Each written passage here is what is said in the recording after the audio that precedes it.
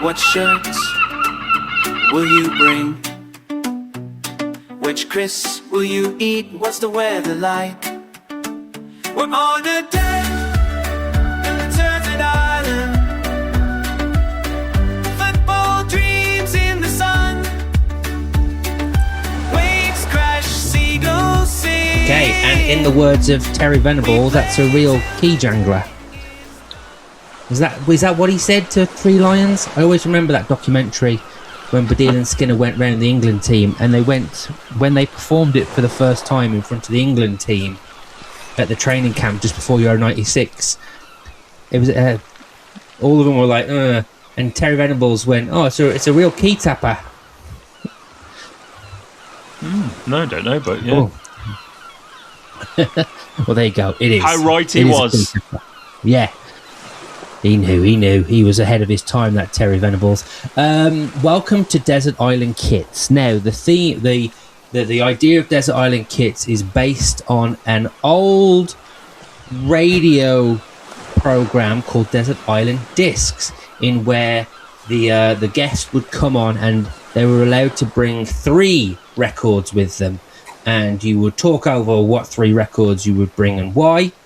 Now, what we've done, see, cleverly, we've taken the word discs and we've replaced it with the word kits, which sounds very similar, but it's not. Now I get it. Now it makes sense. Yeah.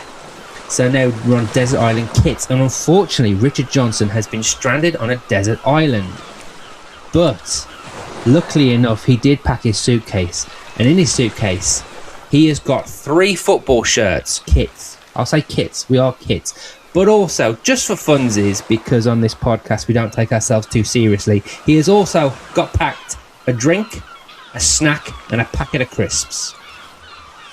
So he's not going to starve. for about one meal. I feel like, not that I've really listened to Desert Island Discs, you can play the music over and over again, right? So let's just imagine it's an endless supply of crisps, snack, and drink. That's fine. I'm cool. all right then. Okay. Yeah. Might end up with like massive diabetes though, based on what I'm thinking. So I wasn't planning for the long term when I made my choices. No, that's fair enough. It's not real. It's imaginary. That would explain why I'm still in my house then. You've done a really good job of building a little fort on your desert island. Decorated it well, haven't I? Right. The joy with this is everything is open to interpretation. So if you want to be on a hot desert island or a cold desert island, the point of this part of the show is that you are going to discuss the shirts you bring with you, but I have to caveat and say they have to be 3 shirts that are in your collection already. This is the joy of it, because otherwise the 3 best shirts, people will go Germany 94, Holland 82, and we don't want that. We want your top 3 shirts. So Rich, I'm going to just start with your shirt number 1, kit number 1. What are you bringing to the table? Okay, so what I've done is I've actually decided that I'm kind of planning for being on a desert island with my choice of kits. So rather than just picking my favourite kits, I'm thinking about survival here for a day at least. And again, I did mention earlier that I might have some honourable mentions. Now, my first kit, there was a runner-up for this, and it's a very nice kit. So my island is probably going to be somewhere in Scandinavia because I love winter, hence why I'm really looking forward to the Winter Olympics. And it's going to be mostly cold. 1 day of sun maybe, that's fine, I can deal with that. So my first kit is this one. The honourable mention is this one. And that is Parma. And it was one of their anniversary shirts. Now, the reason I've gone for that is because it's made of wool. So it's nice and warm on a cold desert island. However, it's probably going to be a bit sort of rainy as well. So the one I've actually gone for, that was my honourable mention. The one I've actually gone for is one of my favourite shirts as well, which is that one. which is Yes. the SK brand rubbery shirt. Sexy Pop. No, that's Sexy Pop No? is Sexy Pants. That's a different one. This is the one that was in the news headlines because it was, well, I say the news headlines, the kit headlines. I think it was on the news at 10. Because it was supposedly made of latex, and it isn't made of latex. It does have a rubberized coating on the outside, though, and it's because it's SK brand are Norwegian, and they play in very harsh weather, so they had this to try and stave off some of the rain. So that is my first choice, and it is an entirely practical choice, but it's also cool. So there you go. Do we know how successful that was as a concept, as a performance concept? Well, they only had it for one season, so I'm guessing it was more of a gimmick than anything else. Yeah. I mean, logically, if you're in cold weather, okay, even if it's raining, I mean, polyester doesn't really absorb much rain anyway, so you're probably better off just wearing layers and staying cool. Yeah. Warm. The rubber is just going to be just weird to wear, I would have thought. Unless you're into that. A nightmare for the kit, man. Yeah. Well, especially if you tries to iron it. Or just It's wipe white it clean. down, wipe it down, and then hang it back up. Saving a fortune on dry cleaning bills. You're just gonna get a wet wipe and wipe it down. Yeah. Just imagine how sweaty that would be after 10 matches Ugh. with just, You a wet wipe there's a in little between. gusset where you just kind of like lift it and all the water just comes flowing out. A discharging gussets. Ugh. Okay, so I like the practicality of the first one. I like it's good. It's an interesting shirt to say the least. It's one you and I have discussed before, and I like it. It's the theory of it's great. What's your next one? My next one, that one. Don't know if you can see that very well. It's not coming out in the light room. But then obviously, I definitely mean, make that it's not an original. It is a retro remake, but I just love looking at it. It's such an awesome kit. So I would take that purely to just ogle all day in the winter months, and in the summer months, it's AirTech, so I can put that on. I feel nice and cool as I stroll down the beach. So for listeners that aren't having the luxury to watch what, it's an Argentina shirt, wasn't it? Yeah, 86, the World Cup one. Like I say, not an original because you can only get player shirts, and they're a little bit expensive. Just a tad. Unfortunately, it's just a retro remake of it. So what's the AirTech technology? It's just holes, basically. It's got holes in it. That's it. That's the technology. They punched a load of holes in it. It's like a hole punch, basically. Actually, here's I say interesting anecdote. That depends on how much you care about this or not.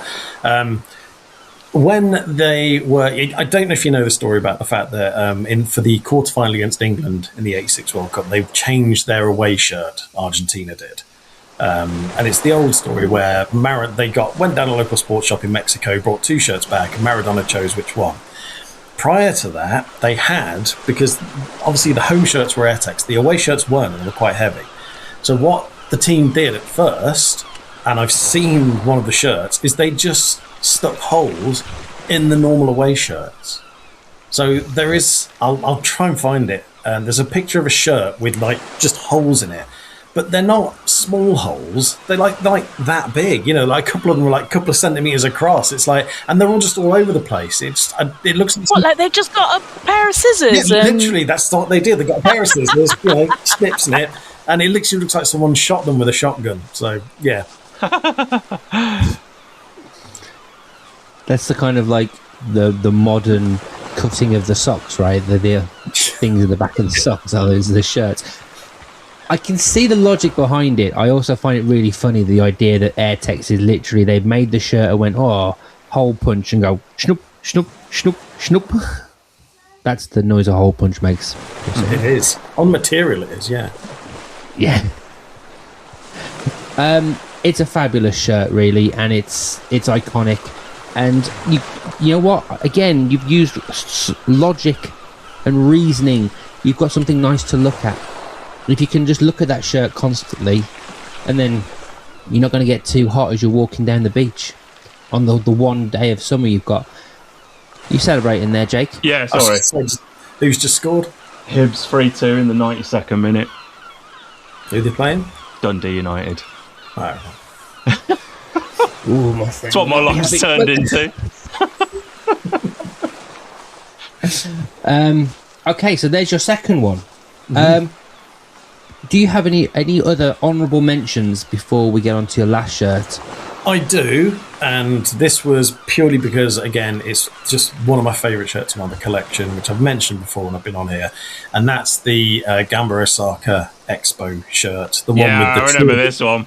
dinosaurs, because it's such an awesome shirt. I genuinely think it's probably one of my favourite. It's, if not the favourite shirt in my collection. It's just absolutely awesome. And so, yeah, I did consider that, but I didn't go for it.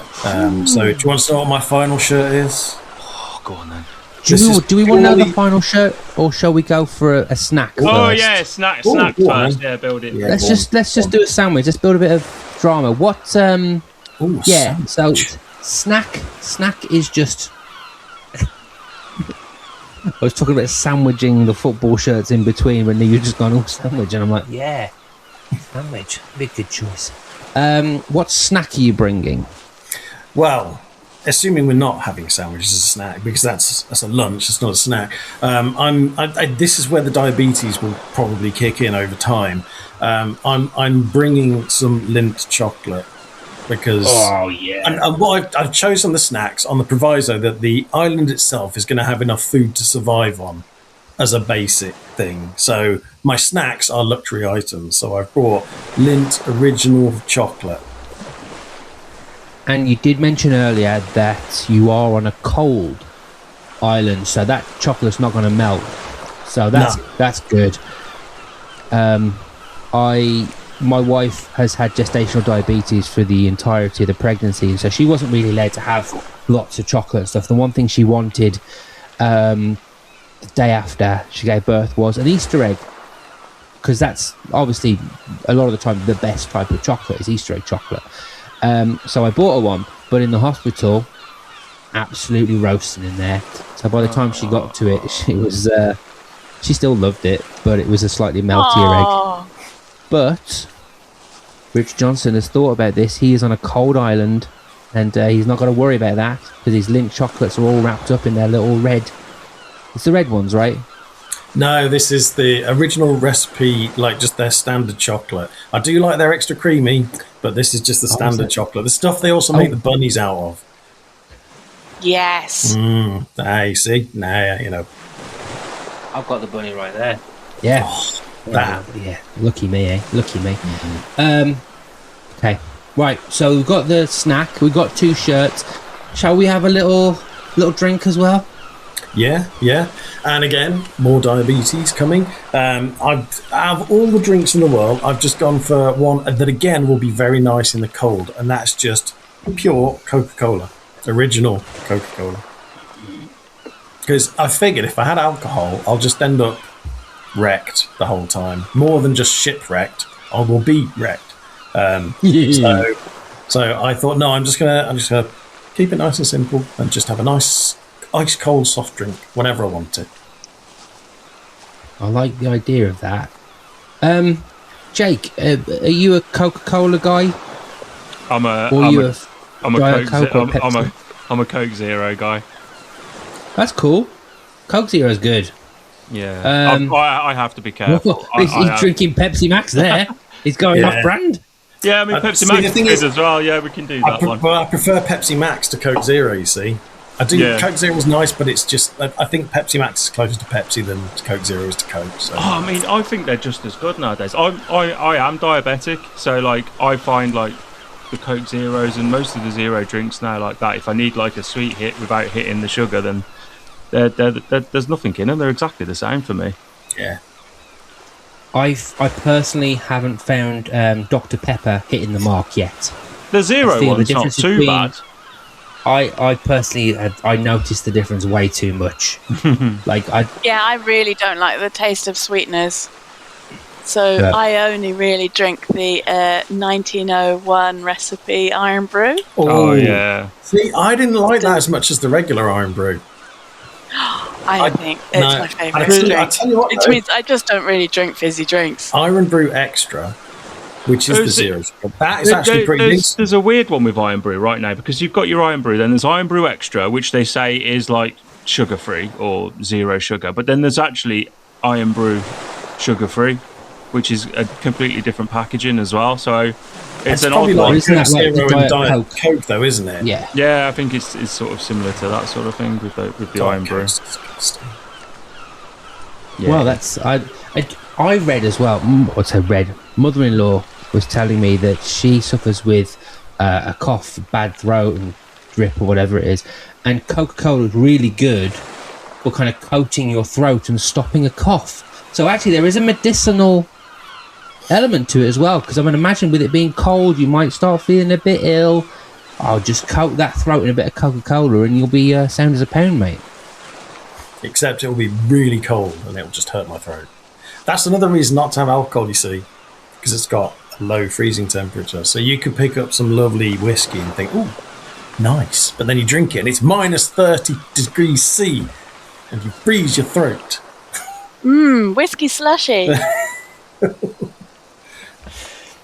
Well, no, I don't like the idea of that. That sounds, but also whiskey slushy does kind of sound good. Who knows? Anyway, right. I like those choices though. So it's a Coca-Cola and it was Lindt chocolate. So that's just basic Lindt chocolate. Yeah. If anything, you've got a whole sack full of rabbits. Yeah. And, you know, rabbits, there'll be more of them by the time you come back to the sack. I like to think. Womp womp. That's great. Right then. I feel like we shouldn't really do crisps last because this is a football shirt podcast. But I do obsess over crisps a lot. There was I recently. I think I was talking to Woody a while ago. I'm going slightly off tangent, and I said to Woody, if you were Scrooge McDuck, you know Scrooge McDuck has got his tower full of money. And he dives into it like it's like a swimming pool. And it is a swimming pool, but it's full of money. If you could do that in real life, what would you have to dive into? And me and Woody, I was texting him it just randomly, and we both said crisps.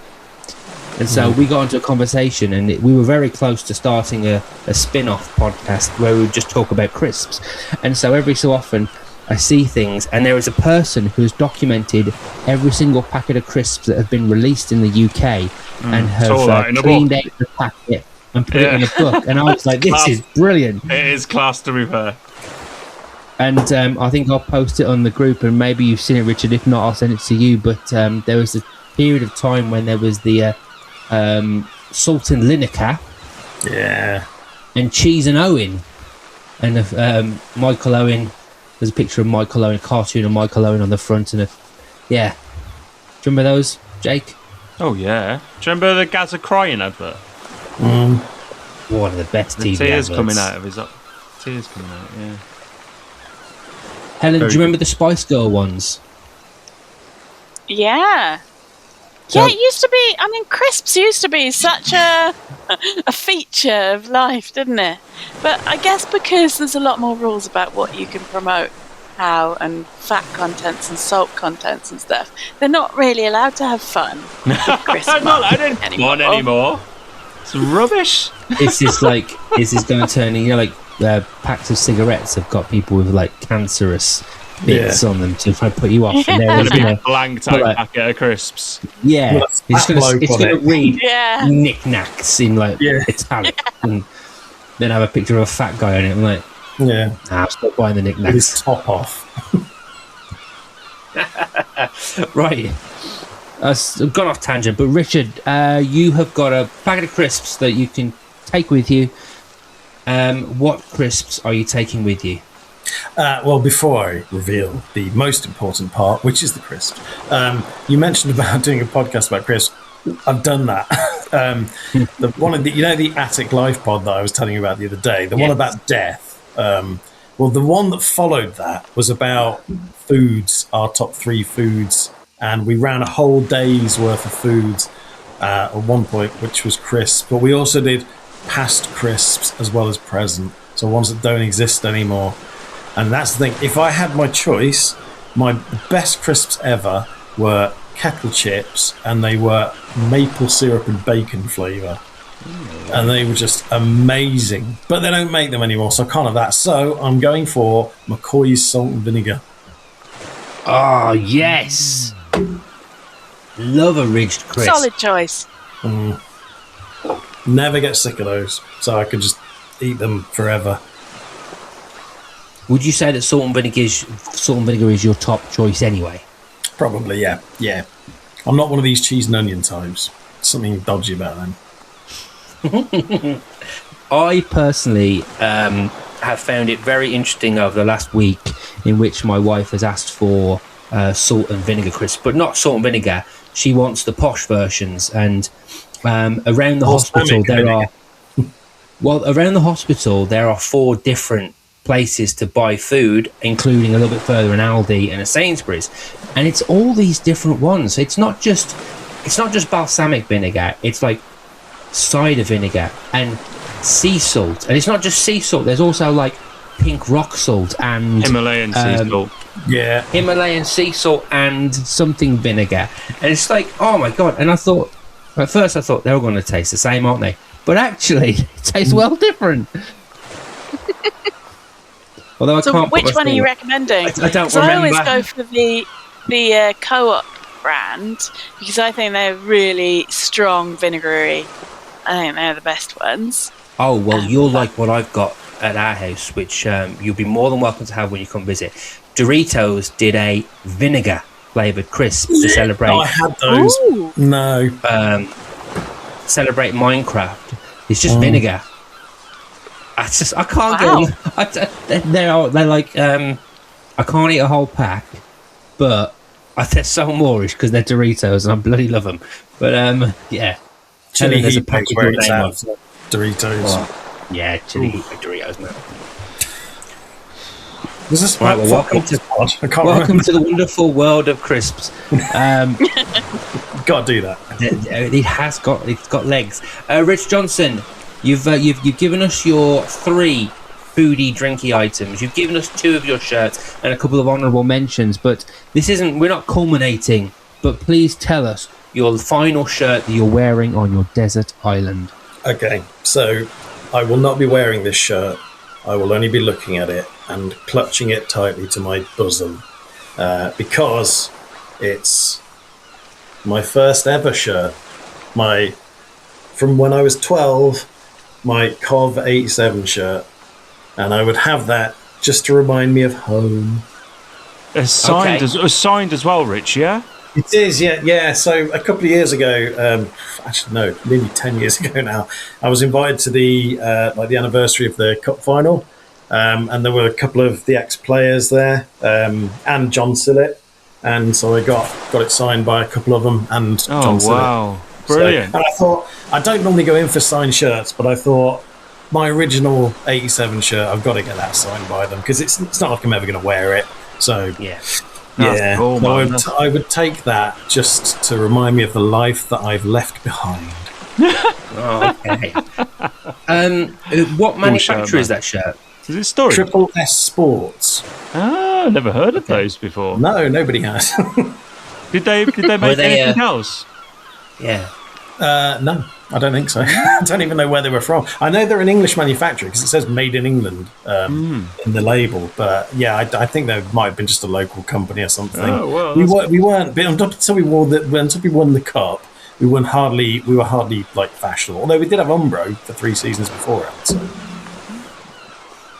And I mean, obviously, this is the point of doing this is that it means something to you. So I'm not going to knock that. But let's just have a look at the shirt again. And obviously, if you could put aside the sentimentality, do you think it's a good shirt? Do you think it's a good Coventry City shirt? I think because, you know, we are used to a certain colour and maybe a block colour. So, like, there are nuances to it. I like the collar. There's a little thin pinstripe, isn't there, next to the... Is that right? Is there a little pinstripe next to it? Yeah. What do you think of it as a shirt itself? Do you like that shirt? It's hard to separate it from the '87 Cup final and the whole season. And also, it was the first season I was into football, so it has more than just the Cup final meaning to me. I don't know. I like it as a shirt. Is it a good Cov shirt? That's up for debate because I don't know. I prefer us when we're playing in something a bit more interesting than just plain sky blue. I find the plain sky blue a bit boring. I mean, one of my favourite shirts of all time was the one we had in 96, 97, which was the first Le Coq Sportif one we had, which was like Cool. a sort of a light blue and navy blue thick stripes. I just love that because it was such a bold kit and completely different to what we'd sort of really had before. So yeah, I don't know. It's not a very traditional Cov shirt at all, although we did have sort of blue and white stripes before we became the Sky Blues. So it does have some history to it, but yeah, I don't know. My favourite Cov shirt was the one from the season after anyway, which was the Hummel half and half one, which is ideal really because it's sky blue and stripes. Yeah, you've hit the whole kit and caboodle there. And you had that shirt again 2 seasons ago now, was it? Was it last? It wasn't last year, was it? No, we did have a similar one. It was the year we got to the semi-final. Sorry, it was the year we were robbed in the semi-final of the FA Cup. Yeah, because you beat Wolves in the... Yeah, we did. Yeah, we robbed you first, and then we got done over by our bloke's toenail, which was offside. The most ridiculous thing ever. Still not over it. Yeah, we did. Yeah, it's yours. No, it doesn't bother me at all. I won't be thinking about it on the desert island at all. I can talk to Milky Joe about it for hours. I feel like, just going back to your Mighty Boosh reference, it's one of the most underrated jokes in the Mighty Boosh when Noel Fielding says, "I don't like these bounties. They're really like rough on the outside." And I think that's such a good joke that just gets so overlooked. He's chomping on a coconut. Yeah, good episode that. Brilliant episode, that one. Yeah, one of the best. Doesn't he find Rich a stroke Johnson. CD? Okay. Doesn't he just randomly? Does he find a stroke CD that he's glistening for help? He used It it was, to wasn't try it? and give for help.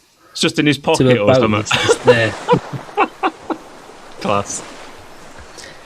Okay, well, we're now doing a Crisp and Mighty Boosh special episode where we'll just talk about Crisps and Mighty Boosh. Do you want to come on for that as well, Rich? Hell yeah. Here we go. Feels like this pleasure. I find myself singing that song every so often for no other reason. I like just Spirit of Jazz. And Spirit of Jazz. Yeah, it was good. Good times. That was never Electro. one Was that for Electro Boy? That was the Electro Boy song episode, wasn't it? I am Spirit Electro of Jazz. Boy. Yes. Which one? The Spirit of Jazz? Yeah. Because wasn't he like he was? Wasn't Electro Boy the third series? Oh, I don't Wasn't know. he- They're all merged into one, to be honest. I couldn't tell you what. Because he was in a band, wasn't he? He was the lead singer, and that he was all doing electro. And And Howard wasn't was, it that like he? Oh no, he was in a vacuum. doing. He was in a vacuum, and then the vacuum sort of come up and then. Wasn't the Spirit of Jazz out. the one where he bit into No. he bit into the record? He was doing punk, wasn't he? And he bit into the record to show how punk he was. God, Or it was the.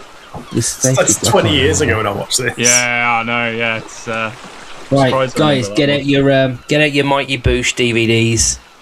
Bring it back to probably watch that 2016. still. Do the trend. Rich, thank you so much for coming on. Thank you so much you for for having being me. the first on our Desert Island kits. What shirts will you bring? Which crisps will you eat? What's the weather like? We're on a day.